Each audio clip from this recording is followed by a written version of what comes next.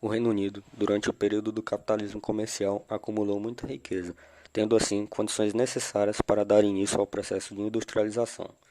Os capitais acumulados neste período foram investidos na ampliação da rede de ferrovias e hidrovias, na extração de carvão e na instalação de indústrias. As indústrias do Reino Unido tinham a vantagem de dispor de grandes reservas de carvão mineral, usado como fonte de energia para as máquinas a vapor. As principais condições favoráveis à Revolução Industrial no Reino Unido foram acúmulo do capital, disponibilidade de matérias-primas e energia, avanços técnicos e o controle do Estado pela burguesia. A força de trabalho era constituída por camponeses migrantes. Setores industriais e sua distribuição. No centro da Grã-Bretanha, em torno de minas de carvão, foram construídas usinas siderúrgicas e indústrias têxteis. As siderúrgicas viabilizaram a produção de locomotivas e navios a vapor, que por sua vez atraiu as indústrias de material ferroviário e naval.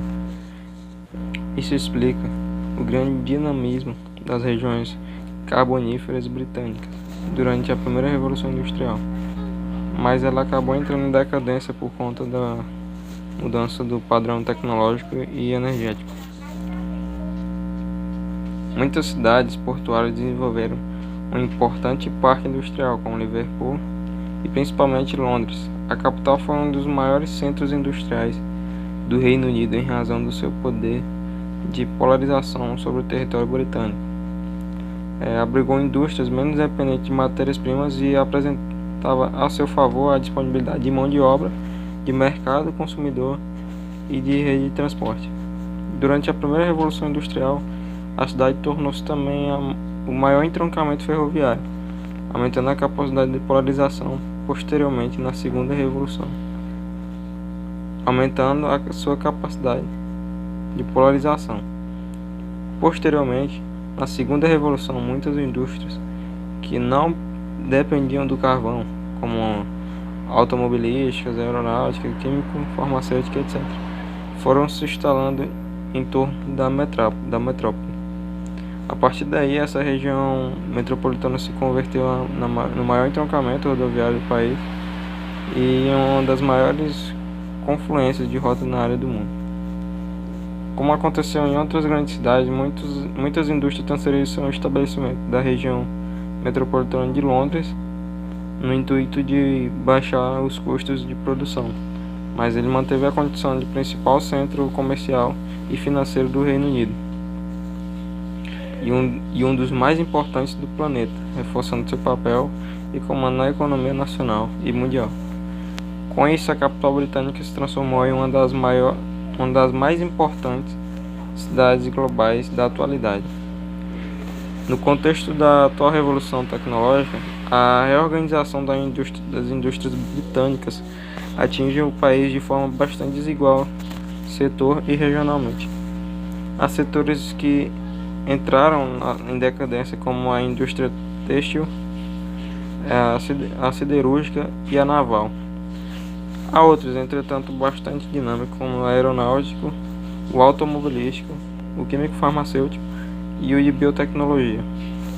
Essas novas e modernas indústrias, em geral, se situam nas pequenas cidades no centro-sul da Inglaterra, onde se destaca o importante parque tecnológico de Cambridge, com suas empresas de alta tecnologia. Em torno da Universidade de Cambridge começou a ser instalado na década de 1970 um parque tecnológico concentrando empresas de setores típicos da terceira revolução industrial. A cidade contou com fatores muito semelhantes aos do Vale do Silício, nos Estados Unidos: centros de pesquisa de renome, mão de obra com alto nível de qualificação, disponibilidade de capitais de risco e desenvolvimento de empresas inovadoras. Há outros polos de alta tecnologia do Reino Unido, como a região oeste de Londres, conhecida como Corredor Oeste ou Corredor M4. A produção das minas de carvão no Reino Unido declinou.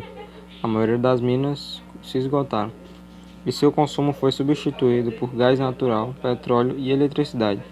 Embora seja produtor de petróleo, sua produção é insuficiente para abastecer o consumo interno, havendo necessidade de importação, sobretudo da Noruega.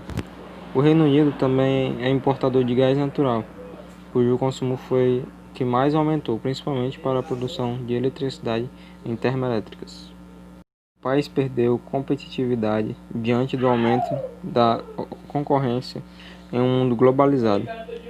A economia britânica enfrentou, de um lado, a concorrência de economias mais competitivas, com sistemas de produção flexíveis como japonesa e coreana, e do outro, economias emergentes com base na mão de obra barata como chinesa e indiana.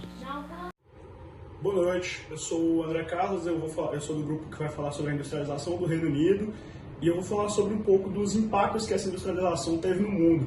Não foi um capítulo, uma coisa que eu vi muito abordada no livro, aprofundadamente, e eu quis falar um pouco aqui.